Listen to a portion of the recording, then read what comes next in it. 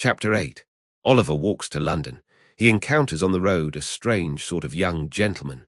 Oliver reached the stile at which the bypath terminated and once more gained the high road. It was 8 o'clock now. Though he was nearly 5 miles away from the town, he ran and hid behind the hedges by turns, till noon, fearing that he might be pursued and overtaken. Then he sat down to rest by the side of the milestone and began to think, for the first time, where he had better go and try to live. The stone by which he was seated bore, in large characters, an intimation that it was just 70 miles from that spot to London. The name awakened a new train of ideas in the boy's mind. London, that great place. Nobody, not even Mr. Bumble, could ever find him there. He had often heard the old men in the workhouse, too, say that no lad of spirit need want in London, and that there were ways of living in that vast city, which those who had been bred up in country parts had no idea of. It was the very place for a homeless boy who must die in the streets unless someone helped him. As these things passed through his thoughts, he jumped upon his feet and again walked forward. He had diminished the distance between himself and London by full 4 miles more, before he recollected how much he must undergo ere he could hope to reach his place of destination. As this consideration forced itself upon him, he slackened his pace a little and meditated upon his means of getting there. He had a crust of bread, a coarse shirt, and 2 pairs of stockings in his bundle. He had a penny, too, a gift of Sowerberry's after some funeral in which he had acquitted himself more than ordinarily well, in his pocket. A clean shirt, thought Oliver, is a very comfortable thing, and so are 2 pairs of darned stockings. And so is a penny, but they are small helps to a 65 miles walk in winter time. But Oliver's thoughts, like those of most other people, although they were extremely ready and active to point out his difficulties, were wholly at a loss to suggest any feasible mode of surmounting them. So, after a good deal of thinking to no particular purpose, he changed his little bundle over to the other shoulder and trudged on. Oliver walked 20 miles that day, and all that time tasted nothing but the crust of dry bread and a few draughts of water which he begged at the cottage doors by the roadside. When the night came, he turned into a meadow, and creeping close under a hayrick, determined to lie there till morning. He felt frightened at first, for the wind moaned dismally over the empty fields, and he was cold and hungry and more alone than he had ever felt before. Being very tired with his walk, however, he soon fell asleep and forgot his troubles. He felt cold and stiff when he got up next morning, and so hungry that he was obliged to exchange the penny for a small loaf in the very first village through which he passed. He had walked no more than 12 miles when night closed in again. His feet were sore and his legs so weak that they trembled beneath him. Another night passed in the bleak, damp air made him worse. When he set forward on his journey next morning, he could hardly crawl along. He waited at the bottom of a steep hill till a stagecoach came up, and then begged of the outside passengers. But there were very few who took any notice of him, and even those told him to wait till they got to the top of the hill, and then let them see how far he could run for a halfpenny. Poor Oliver tried to keep up with the coach a little way, but was unable to do it, by reason of his fatigue and sore feet. When the outsides saw this, they put their halfpence back into their pockets again, declaring that he was an idle young dog and didn't deserve anything. And the coach rattled away and left only a cloud of dust behind. In some villages, large painted boards were fixed up, warning all persons who begged within the district that they would be sent to jail. This frightened Oliver very much, and made him glad to get out of those villages with all possible expedition. In others, he would stand about the inn-yards and look mournfully at every one who passed, a proceeding which generally terminated in the landlady ordering one of the postboys who were lounging about to drive that strange boy out of the place, for she was sure he had come to steal something.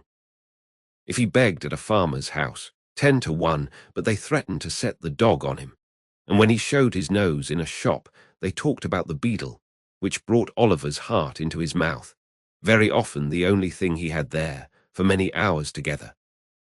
In fact, if it had not been for a good-hearted turnpike man and a benevolent old lady, Oliver's troubles would have been shortened by the very same process which had put an end to his mother.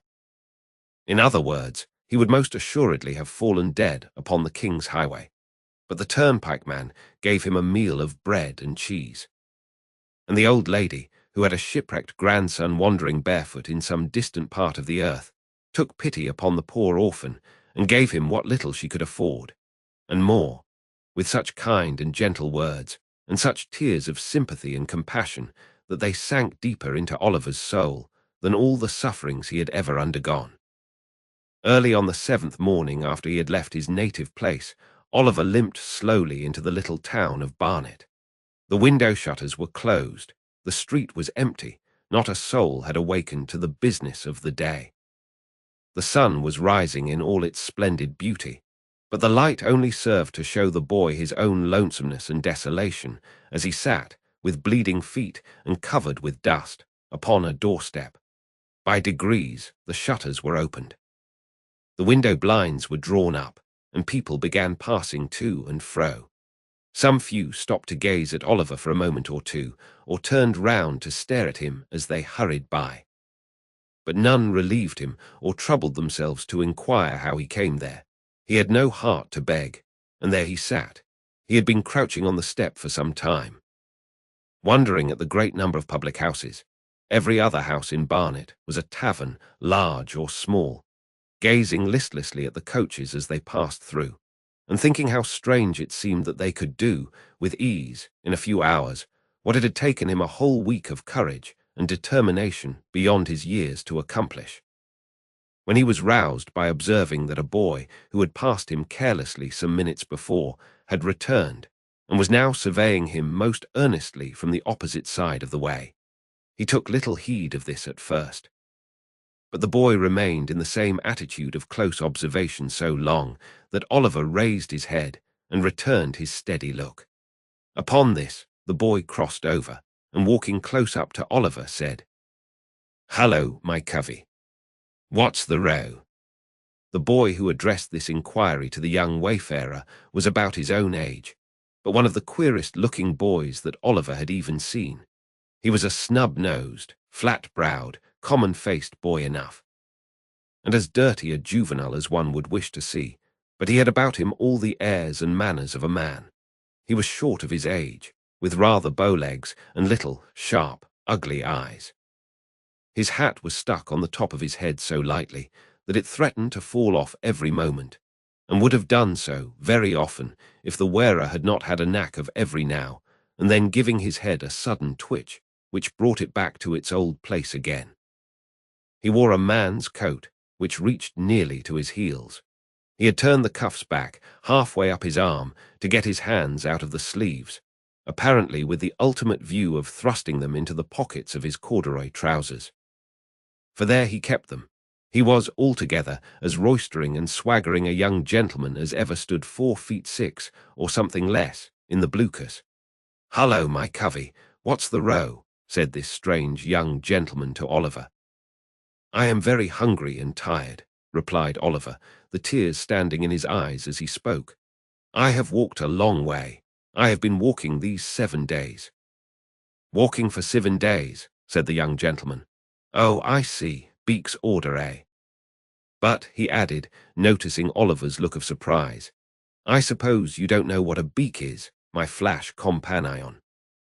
Oliver mildly replied that he had always heard a bird's mouth described by the term in question. "My eyes, how green!" exclaimed the young gentleman. "Why, a beak's a magistrate, and when you walk by a beak's order it's not straight forward, but always a going up, and neither a coming down again." "Was you never on the mill?" "What mill?" inquired Oliver. "What mill? Why, the mill as takes up so little room that it'll work inside a stone jug, and always goes better when the wind's low with people than when it's high. Echoes, then they can't get workmen. But come," said the young gentleman, "you want grub, and you shall have it. I'm at low water mark myself, only 1 bob and a magpie, but as far as it goes, I'll fork out and stump. Up with you on your pins. There, now then, Morris." Assisting Oliver to rise, the young gentleman took him to an adjacent chandler's shop, where he purchased a sufficiency of ready-dressed ham and a half-quartern loaf, or, as he himself expressed it, a fourpenny bran. The ham being kept clean and preserved from dust by the ingenious expedient of making a hole in the loaf by pulling out a portion of the crumb and stuffing it therein. Taking the bread under his arm, the young gentleman turned into a small public house and led the way to a tap room in the rear of the premises. Here, a pot of beer was brought in by direction of the mysterious youth. And Oliver, falling to at his new friend's bidding, made a long and hearty meal, during the progress of which the strange boy eyed him from time to time with great attention. "Going to London," said the strange boy, when Oliver had at length concluded. "Yes." "Got any lodgings?" "No." "Money?" "No." The strange boy whistled, and put his arms into his pockets as far as the big coat sleeves would let them go. "Do you live in London?" inquired Oliver. "Yes, I do when I'm at home," replied the boy. "I suppose you want some place to sleep in tonight, don't you?" "I do indeed," answered Oliver. "I have not slept under a roof since I left the country." "Don't fret your eyelids on that score," said the young gentleman. "I've got to be in London tonight, and I know a spectable old gentleman as lives there what'll give you lodgings for nothink and never ask for the change. That is, if any gentleman he knows introduces you." "And don't he know me?" "Oh no, not in the least. By no means, certainly not." The young gentleman smiled, as if to intimate that the latter fragments of discourse were playfully ironical, and finished the beer as he did so.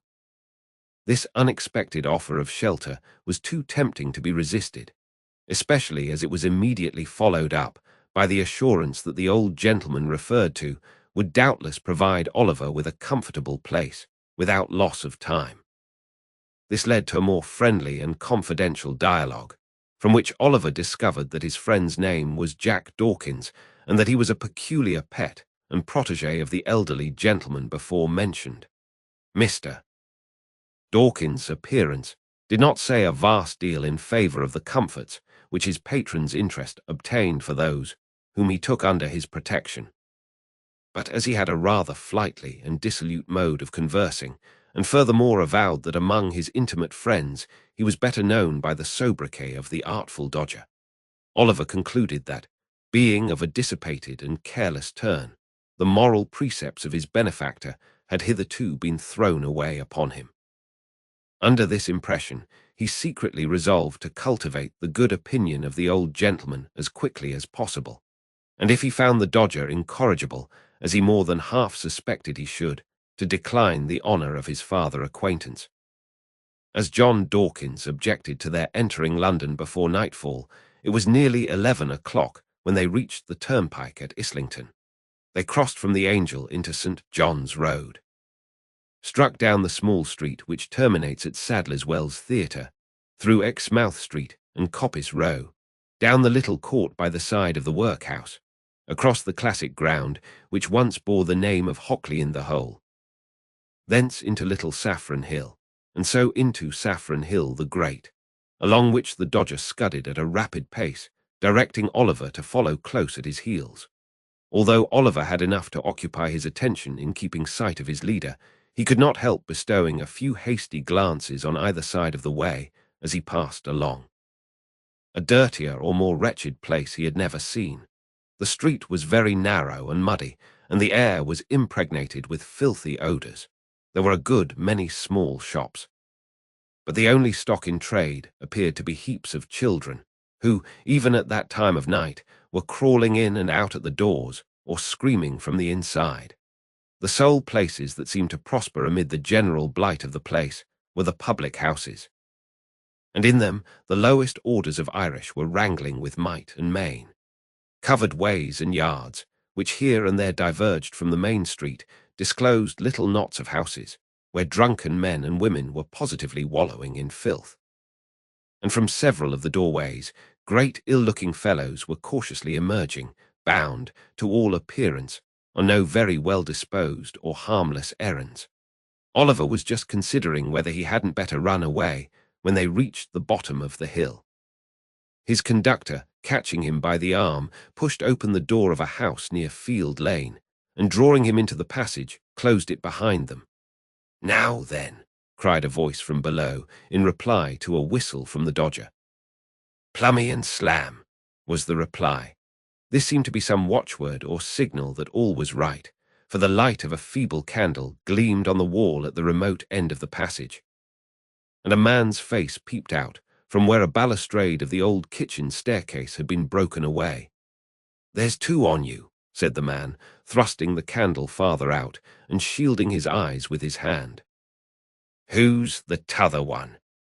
"A new pal," replied Jack Dawkins, pulling Oliver forward. "Where did he come from?" "Greenland. Is Fagin upstairs?" "Yes, he's a sort in the wipes. Up with you." The candle was drawn back and the face disappeared.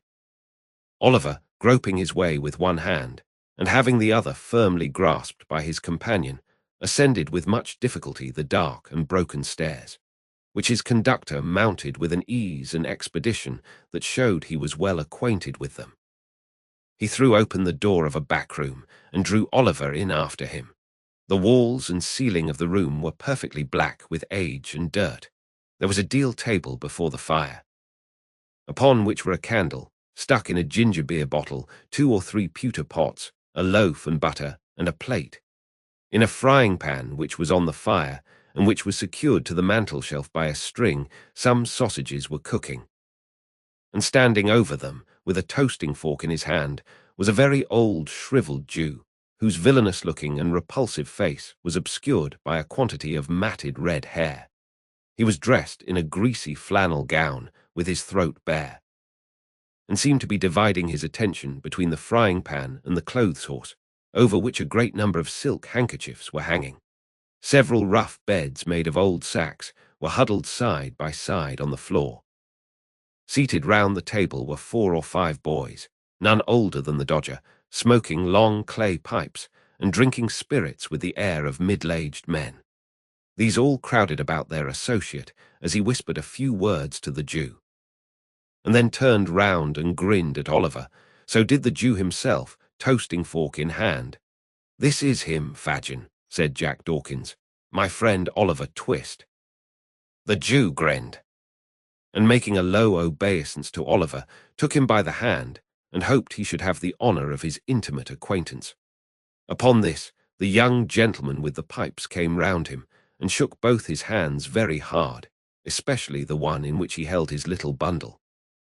One young gentleman was very anxious to hang up his cap for him, and another was so obliging as to put his hands in his pockets, in order that, as he was very tired, he might not have the trouble of emptying them himself when he went to bed. These civilities would probably be extended much farther, but for a liberal exercise of the Jew's toasting fork on the heads and shoulders of the affectionate youths who offered them. "We are very glad to see you, Oliver, very," said the Jew. "Dodger, take off the sausages and draw a tub near the fire for Oliver. Ah, you're a-staring at the pocket handkerchiefs. My dear, there are a good many of 'em, ain't there? We've just looked 'em out, ready for the wash. That's all, Oliver." "That's all, ha, ha, ha." The latter part of this speech was hailed by a boisterous shout from all the hopeful pupils of the merry old gentleman, in the midst of which they went to supper. Oliver ate his share, and the Jew then mixed him a glass of hot gin and water, telling him he must drink it off directly, because another gentleman wanted the tumbler. Oliver did as he was desired. Immediately afterwards, he felt himself gently lifted on to one of the sacks, and then he sunk into a deep sleep.